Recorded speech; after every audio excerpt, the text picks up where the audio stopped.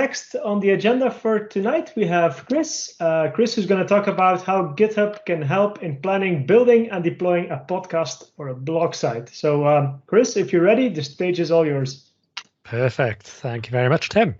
And just a thumbs up, please, folks. You can see my slides, hear me? Awesome. Yep, thanks, Wim. Chris. Excellent. Thank you. So, how GitHub can help in planning, building, and deploying a podcast or blog site. It's going to be a fun ride, so hope you're all ready. So my name is Chris Reddington. For those that don't know me, I am the host and producer of my own podcast vlog called Cloud with Chris. And that's really what we'll be talking about a bit today is how I've used things like GitHub and Azure Static Web Apps and other technologies to go and build that. Probably less focusing on the Azure side, more on the GitHub side. But if there's interest, we can always do another session on the Azure side of things as well. As always, everyone loves follows and likes and YouTube subscriptions. So my details are at the top there. Red Oboin on Twitter, Cloud with Chris on YouTube. Aside from what I do in my spare time with Cloud with Chris, I do work for Microsoft as well. I'm a cloud solution architect, and I do a little bit of theatre and amateur dramatics in my spare time. But unfortunately, at the moment, with everything with COVID, that's not a world that I can really play in at the moment. One call that I'd love to just put out there, given we've got this awesome community here, is if you're interested in getting more involved in the community, I do run a group at Azure Thames Valley, so we're always looking for speakers and lightning talks, etc. as well. So let me know if you're interested in speaking, just like the folks said earlier. And I do run some kind of gaming with the community sessions as well, so if you're a gamer, let me know, and maybe that'll be of interest. So before we jump in, it'd be really good just to get a little bit of interaction in the chat, just understanding from an Azure perspective, from a GitHub perspective, GitHub Actions, and something called Hugo as well. Are you a beginner? Are you intermediate? Are you advanced? If you could just type a few moments in the chat, that would be good, just so I've got a bit of an idea, and then we can move on. So please go ahead and do that, and it'll help level set. So we've got beginner there. Thank you, Nancy. Beginner, intermediate. Okay, good. Good. So we have a bit of a mix there. Excellent. Good. Sounds like we got the right audience here then, which is good. Yet to become a beginner. Awesome. And Wim's going to be keeping me in check. Advanced. Okay, got it. So what we'll be talking about today then, folks, is really some of the core features of GitHub. We'll be understanding and diving into GitHub Actions a little bit further as well, and understanding where there may be some samples and different tools that you can use to go and get going really quickly and help you on your journey with that. We'll talk a bit about why I chose GitHub Actions as well, because, of course, the question I get every single time I do this session is, hey, there's Azure DevOps. Why didn't you use Azure DevOps for this stuff? Or there's GitLab or Jenkins or AN other technology. So I'll talk a bit about why I chose GitHub for this as well. So before we jump into any technology, I just want to give a little bit of a summary and a history of GitHub, because I think a lot of people think about GitHub as this brand new service, this brand new technology, new and shiny, but actually it's been around for quite some time. So GitHub was founded back in 2008. So that's before Azure. I think that's just around the same time as AWS, if memory serves me right. And it's been around for quite some time, 13 years now.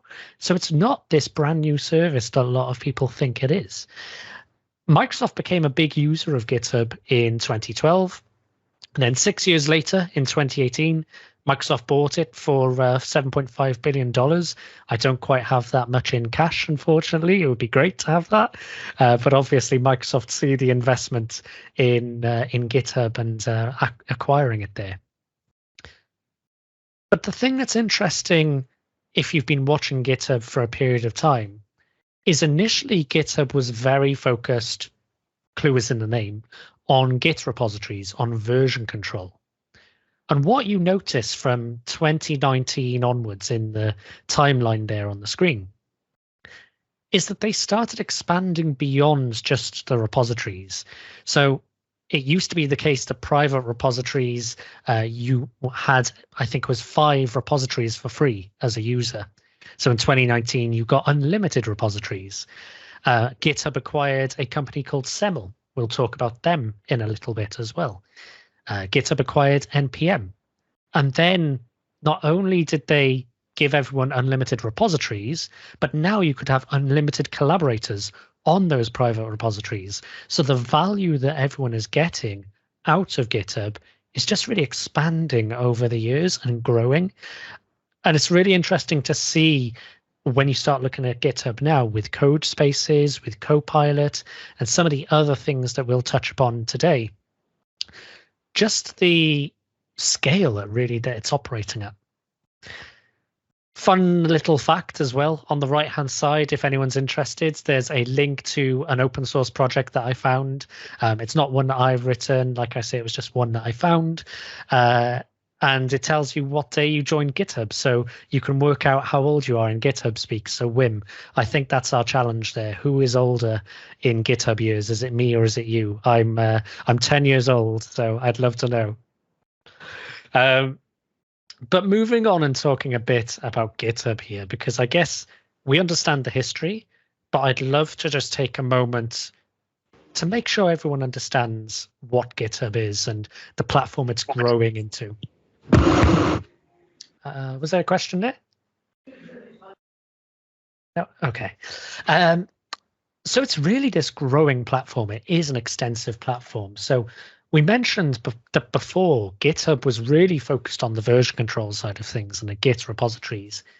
And fundamentally, that is what Git is all about. Oh, sorry, GitHub is all about, is those version control repositories. But there's now these different other areas of value that you can get. So you can see these highlighted on the screen here: collaborative coding, automation, CI/CD, security, client apps, etc. During this talk, we're going to focus on these 3: collaborative coding, automation and CI/CD, and project management. But something I want to call out is an area where I see GitHub being incredibly, incredibly valuable, because GitHub acquired this company called Semel back in 2019. It offers 2 main products, one called Dependabot and one called CodeQL. If you're interested in security and development and how those 2 things come together, definitely take a look at those 2 services and those 2 tools, because they're great in terms of helping you keep up to date with your dependencies and actually scan your code for potential vulnerabilities. So we won't really delve into them, but there's so much more than that GitHub is doing from a security perspective, and it's an area I get really excited about, so I always like mentioning it on this slide. But the areas we're going to be focusing in are the coding side of things, CI/CD, and project management, and how I use GitHub for all of those pieces for my podcast, for my blog platform there. Now, it's important just to understand the platform that I'm actually building. So would love, again, just to see some conversation in the chat on this slide. If you've used a static site generator before, or have you heard of one of these static site generators before? So there are some, for example, Hugo, Jekyll, Gatsby, ViewPress. These are all examples of static site generators. And really what a static site generator is think about things like markdown files where it's easy to read the contents. There's a bit of metadata about what that information is. But you don't render a website from markdown files. That's just the raw information, if that makes sense. The websites that we actually view are HTML files. You know, they're HTML, images, CSS, JavaScript. So what these static site generators do is take images, take themes, take these markdown files, and spit out and create these websites for you. So I'm actually using Hugo. That's one of many different static site generators available. I'm a big fan of it. It's got a great open source community around it. Very, very easy, well documented, so very easy to use. And as I say, very welcoming community as well. So I've kind of built my own themes and other things, and they've been really helpful in helping me on my own journey there. So that's the basis of what I use to build my website. Now, in terms of the architecture for Cloud with Chris, because I know people are interested in what's actually behind the scenes, so I figured let's cover that first. It's really, really simple in terms of an architecture. I use Azure DNS, and Azure DNS is there for my DNS zone, so cloudwithchris.com. And I've got 3 domain names, cloudwithchris.com, which is my Apex domain. That redirects to my www, where you can see the arrow going here. I've got my www, which is my main production site, if you like. That goes to Azure CDN, and then that takes you to Azure Static Web Apps. And then finally, I've got podcast.cloudwithchris.com. That again goes to Azure CDN, and that goes to Azure Blob Storage. So a really simple architecture. The origin of my website is a static web app. The origin of my podcast files is Azure Blob Storage. My website did used to be on Blob Storage, but I moved it, I think, last week to Azure Static Web Apps. And then Azure CDN fronts all of those to make sure that it's globally available, low latency, assets are cached locally to my end users, so everyone across the world gets a great experience. And that's a really important point in my architecture, because I have users and listeners from the United States, Australia, Europe. My static web app is in West Europe, I think, if I remember rightly. So obviously the amount of time it would take for users to connect in, to view my page, or to stream the MP3 files from a storage account there is not great if you're in the United States or in Australia, for example. So that's why that is part of my architecture. And ultimately, the way I deploy to that website is using GitHub. The way I plan my content and what is coming up in different milestones is using GitHub. The way that I actually code my site and make changes to my site is, again, using GitHub. And that's really going to be the focus of what we're going to be talking about here for the next 30 minutes or so. So with that, that slide's done for now. No more slides. We're going to be getting hands-on and looking at GitHub in some further detail here. So let me just jump ahead here and go across to my web browser. And I just want to highlight here, before we show anything else, all I'm using here as my tool right now to demo all of this is Edge. I haven't got Visual Studio Code open. I haven't got any other editors open. This is all running in Edge right now. So I just want to make that super, super clear. So I'm going to go into full screen now, just so you now know that I'm in Edge. Here we go. So this is my website, www.cloudwithchris.com. Feel free to take a look. This is absolutely live. This is all real. So you will see the exact same page that I'm showing you here. And it looks and runs just like any other normal website. You wouldn't know that this is all static content. You know, if I go and view one of my blog posts, for example, it loads really quick, really nice experience. I've got the images there all cached near me, so the load time is very quick.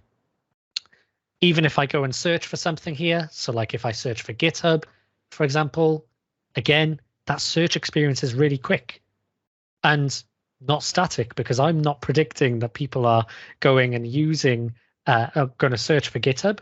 You know, I might search for Peter, for example, and I can find different content with people called Peter. So all of that is running inside of a static web app. It used to be running in a storage account. So no servers under the covers. And that's why I'm able to go ahead and use Azure CDN and have it distributed across the globe, because the content is easy to distribute. It's very lightweight, and it makes it super easy to distribute this type of content. It's not dynamically rendered at all. So this is the website. We won't really delve into the website too much. It's a website. You get what it is and does there. One thing I do want to show here is, again, just maybe an example of an episode page. So I have YouTube for my embedded videos rather than hosting my own videos. Makes sense to have a presence on YouTube. But you'll see I've got this player underneath. I can click on one of my words, and then it plays the podcast in real time. I can go and edit where I want there. But that podcast file is, again, being streamed from my Azure CDN. So all of that content, except for the YouTube videos, are coming from a content delivery network there. So that's the general architecture, the general setup of my site. You'll see here, this is another instance of my site. It looks a little bit broken. That's by design because I've put some security measures so that if my site is deployed on a URL which isn't cloudwithchris.com, certain things don't load. But this is my dev environment. This is my staging environment. So I just need to add some domain names to it. So again, this is part of my flow. When I actually go and release a new update to my site, I will go and check it over here, go and navigate through it, check that all of the content is up to date and all as expected here. All good. So that's the site. That's really what we're talking about, just to give you an idea. So everything that we've talked about there, the markdown files, the theme for the website, the images that are used in the blob storage, for example, the podcast audio, for example, is all held inside of my Git version control here. So what I'm going to do is I'm first going to show you a little bit about how I plan what I do with Cloud with Chris and how I use things like using issues to track what work I'm going to do in various months, how I then go and use GitHub code spaces to make changes to my website, how I use pull requests to release to my website, and then how I use GitHub Actions as well to go and build and actually do the releases to the website then. So hopefully that all sounds good. So let's start then by looking at GitHub Issues. So GitHub Issues is a really lightweight way of managing issues. That's kind of where it stemmed from. It was really about, hey, I've got this bug fix, or hey, I've got this idea and I want to contribute it into this open source project, and here's my backlog of work. That is really the idea behind GitHub Issues, a very simple and easy to use issue tracking and management system. So there's some great stuff coming down the line and enhancements and improvements with GitHub Issues, which are currently in pilot. I don't have access to that pilot right now, but you can sign up for that, and I'll drop a link in the chat a little bit later if you're interested in that at all.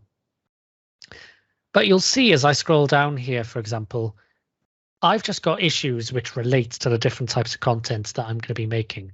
So various blog posts, for example, about areas where I want to blog. So what is Power Apps developer plan? What is Power Apps? How to GitHub branch protection rules help you, for example. Some chores that I need to go and work on the website by implementing comments or splitting the theme into a different repository, for example. This is ultimately where I keep all of my work for Cloud with Chris. This is my one-stop shop. If it's not in here, it's just not on my backlog, quite frankly. This is where I manage everything that I do. Now, this is all fine, but it's a long list, and I don't like lists. They make me a little bit anxious. They aren't very visual. I'm a visual person. So actually, there is this concept of projects as well. And what I have is every single issue that is created inside of my repository is added to this thing called a project board. Now, that's not functionality that is available out of the box. I'm actually using GitHub Actions to go ahead and do that for me. So this is the power of GitHub Actions, and I'll remind you of that a bit later, is that it's not just for continuous integration and continuous deployment. Those are typically DevOps concepts, and GitHub Actions is brilliant at doing those. But GitHub Actions can also be used to automate things on GitHub. So if I create an issue, do something as a reaction to that. If I create a GitHub discussion comment, do something in reaction to that. If I create a pull request or I comment on an issue, do something in reaction to that. So that is how I'm able to take some of that management overhead away for me, create these GitHub issues, and they automatically get added to this project board and automatically handled for me. So this is how I manage my work and how I look at my backlog of what I'm going to work on and then drag and drop things into in progress or closed and work through things. I can also filter down. I've got tags associated with all of these issues as well. So I can look at all the blog type content and see what things do I want to add to October or to November, for example. I can go ahead and look at September, for example, and see what things are open for September and just change the priority of things, maybe bring that a little in my higher in my priority list, for example. And ultimately, as I say, it's a really lightweight way of working with the types of things that you need to focus on for your project. You can go ahead, you can jump in, you can go and comment on your issues as well. You can assign multiple labels to them, and you can have interactive discussions about your issues as well. Fun fact, all of these issues that are episode related issues that you see, so if I just filter down here by a few of them, if I just zoom out a little bit, there we go. Tales from the Real World and main series. You know what? I'm just going to filter back instead just to make it easier. Let's just go to main series. All of these, for example, you see how I've got this episode suggestion colon in front of them. I didn't create a single one of these manually. So I've got automation to actually create those issues as well. So what I do is when I schedule an episode with one of my guests on my show, or it comes in through Sessionize, I have a logic app set up, which goes ahead. Once it detects that episode is now created on my calendar, it's been scheduled, it creates the GitHub issue for me, populates it with some of the information that I've put in the body of the calendar invite, and then goes ahead based upon GitHub Actions and adds it on to my project board here then as well. So as much as I can, I'm automating everything there. So I reduce all of the management overhead that I need to do to really focus on making great quality content. So that's the issues side of things. It's an important one to get out the way because managing our backlogs is super important. So next, I want to talk about the code side of things. So you can see here, this is my GitHub repository. Of course, I've got a number of branches of different pieces of work that I'm working on at the moment that may be released in the future, for example. So for example, this preview/front door is a blog post I've been working on for Azure Front Door, which I'm releasing today. So we'll go and release that as part of this session here. We'll release that post live. So you can go and see, for example, the changes that I've made in here in my blog post. I can go and take a look and see front door. Oops, there we go. And you can see this is the content that I'm releasing today and that's ready to go out live.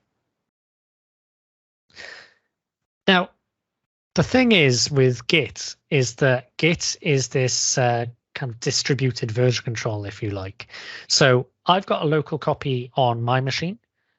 GitHub has a copy of the version control on GitHub as well, and I push to that. So I make changes and I push those back to GitHub. But what if on my laptop, I don't have all of my development tools installed? I don't have Visual Studio Code. I don't have the Hugo client installed, for example. I don't have all of my build tools installed to go and compile what I need to compile for my site and then go and deploy it and test it out locally.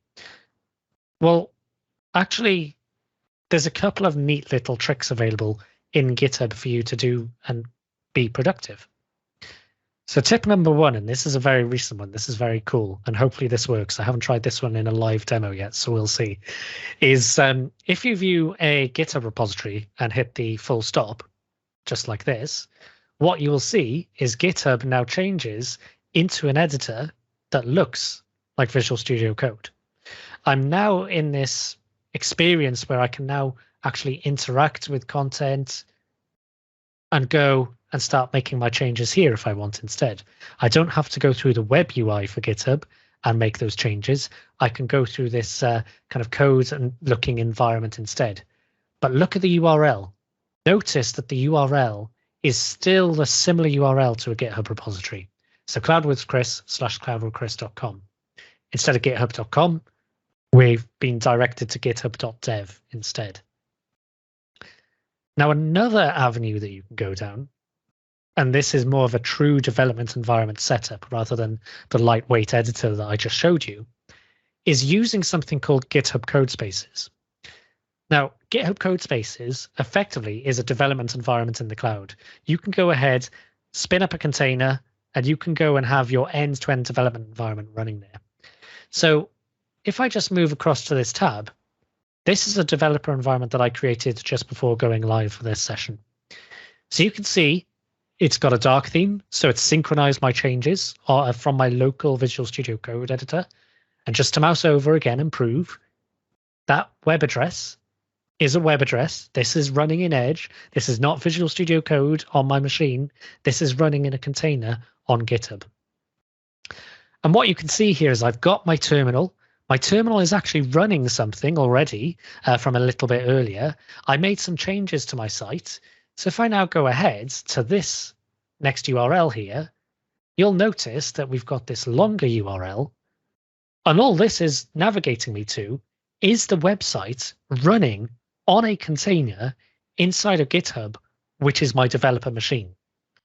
So I could go from like an iPad, a Chromebook, a PC. Maybe I can't install tools on my PC because of restrictions, for example. I can go and use something like GitHub Codespaces, have my entire development environment set up in a container on GitHub and continue being productive as a developer. And just to prove that, right, let's go and make a change to my config. So instead of Cloud with Chris as the title, we're going to go ahead and call this MC2MC August evening.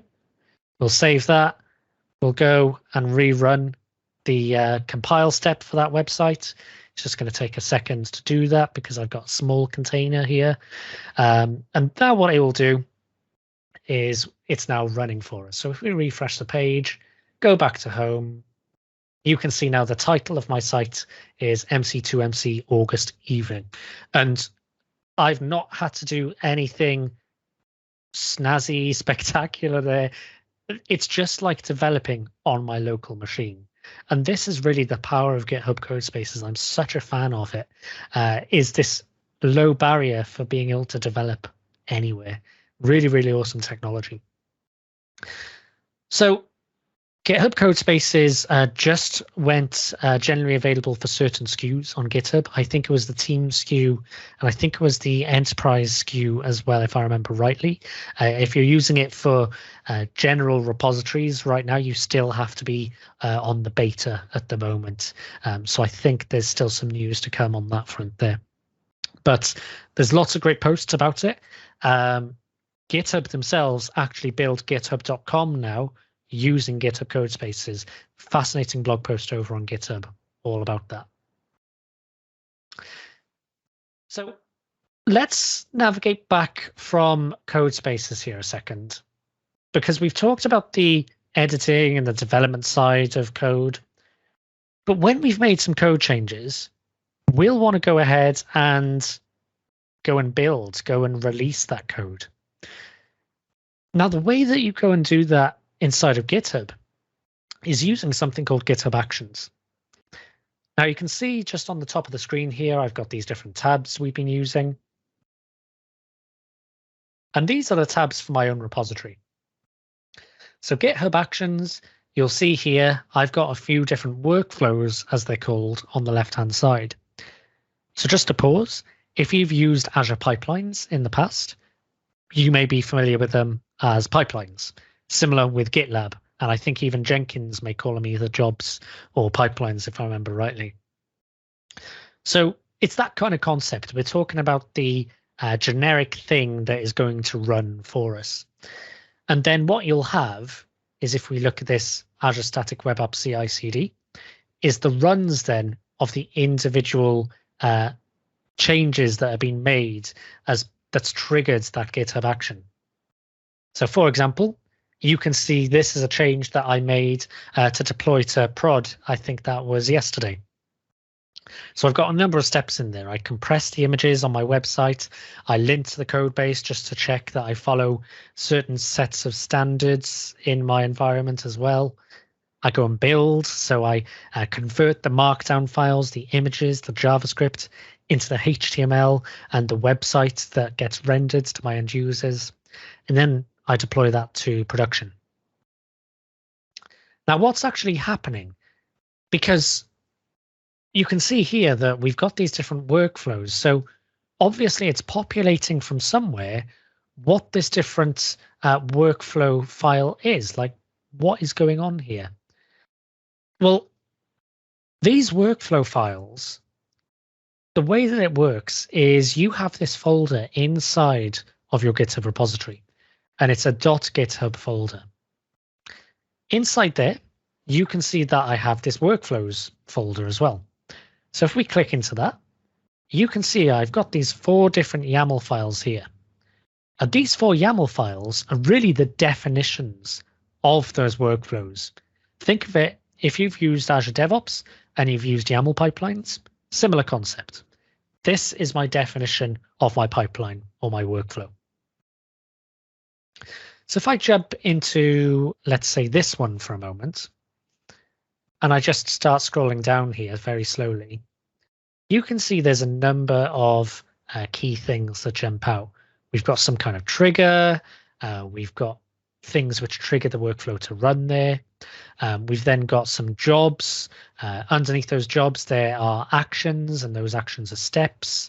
And then we can have conditions and all these funky things going on in there as well. Now, what I'm going to do is I'm just going to jump back to the slides, because there's some really clever concepts inside of GitHub Actions that is worth just pulling out and understanding for a moment. Number one, something we've already talked about, is that GitHub Actions is not just about CI/CD. So you've got a number of different triggers that you can react to. A push to a branch in your Git repository, for example. A pull request being created. A pull request being closed. An issue being created. A comment on an issue. A new GitHub discussion starting. So really, it's about automating inside of GitHub. It's not just about continuous integration and continuous deployment. It goes beyond that. Just like Azure DevOps and other DevOps providers, you've got this concept of multiple agent types that you can go and run. So you can run on Mac OS, you can run on Windows, you can go and run on Linux as well. There are, of course, self-hosted options that you install on your own machine if you like. Or, of course, you can go ahead and install, or rather, sorry, run the hosted agents from GitHub as well. So making it really easy to go and get going, start and build and deploy your workloads. But if you need to deploy into like a private environment, for example, then maybe you would need to go down a self-hosted route, for example. Now, actually, I'm going to take the build back a sec, and I'm going to ask a question. And I'd love to know in the chat if anyone can spot the answer here. Hopefully I didn't give it away. There's something really interesting about these 2 lines. So the lines that says uses, I'll just go and highlight them and maybe draw around them here. Can anyone tell me what is interesting about the convention about this uses line here? So these 2 in particular. There's something really interesting and specific about this. I'll give folks a moment to type here.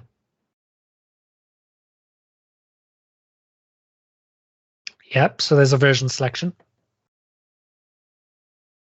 There's one other interesting thing about this.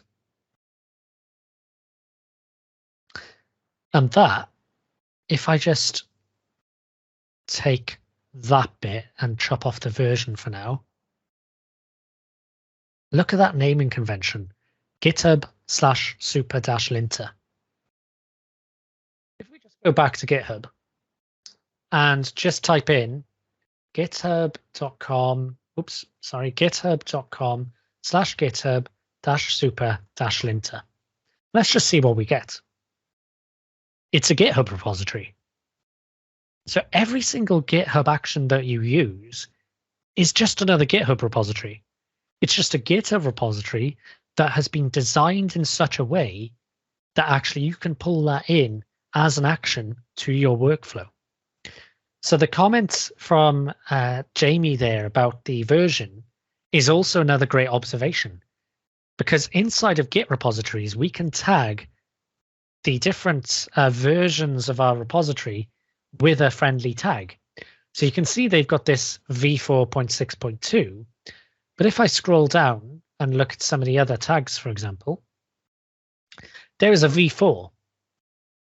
Now, if I jump back into my Cloud with Chris repo here and just search for super linter, you can see that all I'm doing is in my workflow, I'm pulling in that other GitHub repository, version 4 of it, and that is what is being used as part of my workflow.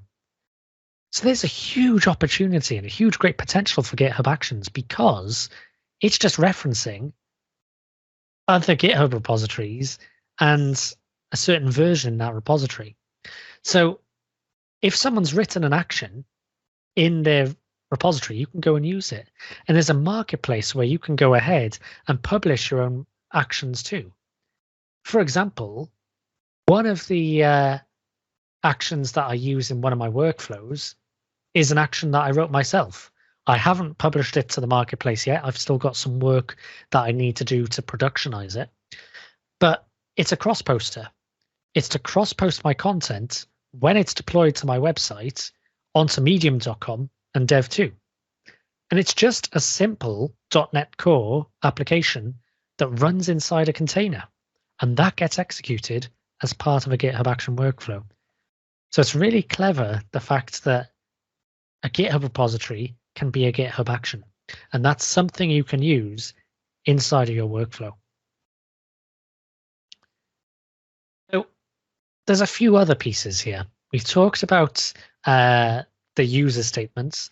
The thing I also want to show is that you have this concept of environments as well. Inside of your GitHub repository, if you go to settings and you go to environments, you can go ahead. Oops, sorry, we're wrong repo here. Let me just go back to the correct one. Chris, there we go. And look at the settings here. Environments. You can see I've got a number of these different environments. So I've got my production cross-posting environment for all of my API keys for dev2, medium.com, etc. I've got my Azure preview environment, my Azure production environment, for example, and some other clouds as examples in there as well. But these effectively control what rules I have in place to deploy into certain environments. So before I deploy into an environment which has the environment tag production.azure, Chris Reddington has to go and approve that deployment to take place. So it can't just progress straight into that environment. I need to go ahead and approve that first. Not only that, but you can also go ahead and specify credentials on a per environment basis as well. So those credentials will only be pulled in to the GitHub Action Runner or agent, if you want to think about it that way, when they are needed. So it won't bring the credentials in if we're deploying into preview or we're just doing a build or we're doing a cross post. It will only do it when it's trying to deploy to the Azure production environment. So we've got that principle of least privilege and only giving access to the credentials when they're needed. So again, just to be really clear on how that works, the way that it works is you reference that environment inside your GitHub Actions workflow file here. So I have a job or a stage. I've got a condition. I specify what agent I'm going to run on, any other dependencies.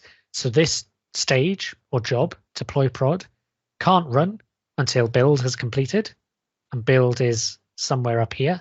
It's just another job. We're actually going to be deploying into the environment production.azure. So that means it's going to make sure that any of the checks that we just saw on that other screen have to be met. So I have to approve before doing any of these steps. And all it does is download some artifacts from my website, uses the the Azure Static Web Apps Github action to build and deploy my static web app. I use the Azure CLI login task to go and log in with the credentials that we saw a bit earlier. And then I go and purge my Azure CDN then using some Azure CLI that I've put here in line in my workflow as well. And that in a nutshell is how I actually go and build and deploy my production site. Now, fun little fact as well, if anyone's interested, not just the website. I also do that for my podcast MP3 files as well. So I use Git LFS, Git Large File Store, to store my MP3 files so they're not stored directly in version control. But then I use a GitHub Action workflow file to go and upload my MP3 files to Azure Blob Storage. So all it's doing is detecting if there's a new file uploaded to my podcast audio folder and running an upload script effectively to my Azure Storage account and uploading my podcast files there then as well. So you can be really innovative and clever with what you do with these workflows. Like I mentioned, I've got this cross-posting one as well. So if I have a pull request which has the text cross-post in it, then it will go ahead and cross-post my content to dev2 and medium.com as well by using the GitHub action that I showed a little bit earlier that I wrote.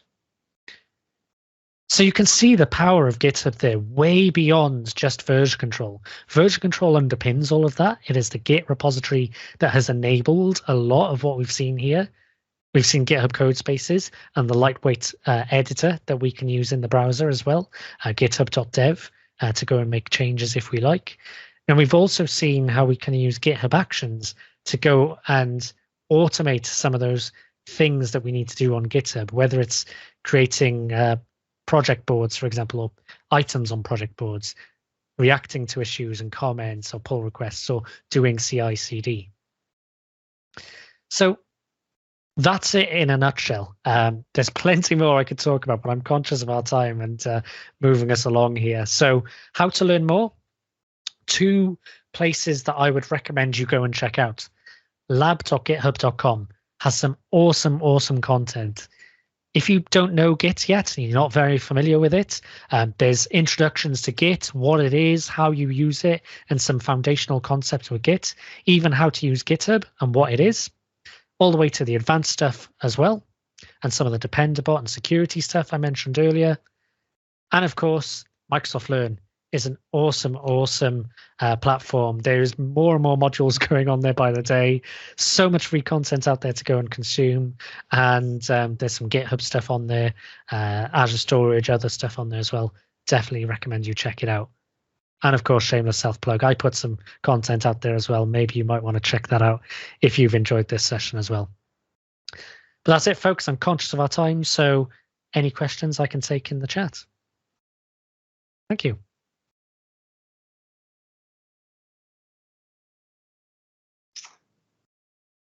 All right, thank you, Chris. Let's have a quick look in the chat if there were any specific questions asked during the session. I didn't see any, to be honest. It was quite clear. Nice session, Chris. Really quite interesting. Yes, indeed. Thank you very much. Well, like always, if there are any questions, please shoot them now in the chat window or unmute yourself and ask the question in person. If not, I'm sure it's okay to reach out to Chris afterwards, or maybe if you hang around a little bit, Chris, that people can still ask a couple of questions if there's anything popping up. Yeah, it looks like one just popped up there, so I'll take it super quickly. Yeah. So Jerome, take your time. Cool. Jerome's very early in static site journey. Just want to check how this relates to Jamstack. Great question. Let me share my screen again here, actually, just to show you and make it super duper clear. My website is all running using Hugo. Hugo is a static site generator, so it classifies as Jamstack, because Jamstack, for anyone that doesn't know, it's a, I guess, modern term, I suppose, for web development, and it stands for JavaScript, APIs, and markup. And it's websites that use those types of technologies are called Jamstack websites, effectively, static websites. So Hugo is a static site generator. The content that I have is all Markdown. So if I look at an episode, for example, let's just look at this one. You can see when I edit this here, I've got my front matter here for my Markdown file, all the metadata that is used by Hugo to bring that into my website. And then this is the text that actually gets displayed on that page then as well. So if we went over to cloudwithchris.com/episode/bulkhead, you can see that is what's rendered as a result. So there are my tags. That's the episode publish date. It's embedded the MP3 podcast file that is hosted on Azure Storage, and it's got some description text there as well. And all of that comes from the metadata that I just mentioned here. So that's the title of the page. That's the image that is used. I'm the host of that one, podcast file size, the tags, and the description of that. So it's absolutely Jamstack. One final little fun thing. I mentioned about the search a bit earlier on as well. The search itself, again, is a great example of Jamstack. Lots of people think about search as things like Elasticsearch or Azure Cognitive Search or things like that. This is a really basic search, and Elasticsearch, Elasticstack, Cognitive Search will give you much richer and greater functionality than what I've got here. But all this does is searches using a JavaScript library. I can't remember which one I use, but it searches a JSON file. So when I build my Hugo site, one of the things it does is it compiles a JSON file with all of my content, and all that you do when you type in the search box, say Chris, is it's just searching then for the relevant matches out of that. So it just proves that static web apps can be super powerful. You don't always need to go for the conventional, traditional applications, I suppose, there. I think your answer was quite clear, Jeroen says. So good. Thanks for the good explanation. So Jeroen, I think this answers your question.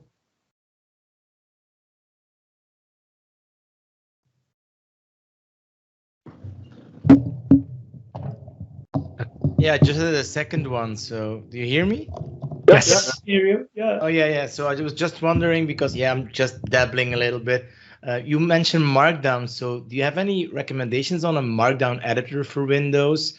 And I see that you have transcribed your podcasts. So do you do it with an Azure Cognitive Service or are you using something else? Yeah, good questions. So Markdown editor, honestly, Visual Studio Code is awesome. Like, I switch between Visual Studio Code and GitHub Codespaces. Beauty of Codespaces is that it syncs all of my extensions that I have in VS Code, and I've got an extension for Markdown editing, for spell checking, and other stuff. So by the time that I even get to the linting stage of my GitHub action workflow, I've done all of the checks in VS Code. So most of the time they just pass because I've already done those steps with VS Code or Codespaces. So honestly, huge fan of that. I don't use Azure Cognitive Services. I tried it at one point, but to be honest, I had to kind of think at a certain point, where do I stop the line about building my own stuff? Because I could keep building and managing. And my focus is on getting my content out quality and quickly and as easily as I can. So I use a third party for my transcription. I think it was called Podscribe. It's a service I pay for annually, and they transcribe, I should say, a number of hours of podcast episodes per month. So that's just the service I happen to use. I did look into cognitive services, and it will absolutely work, but it relies on me on either creating something to go and do that, or thinking about uploading them to cognitive services. And at the time, it was easier for me to pay for a third-party service than build my own, because I didn't have the time. So maybe I'll come back to it at some point.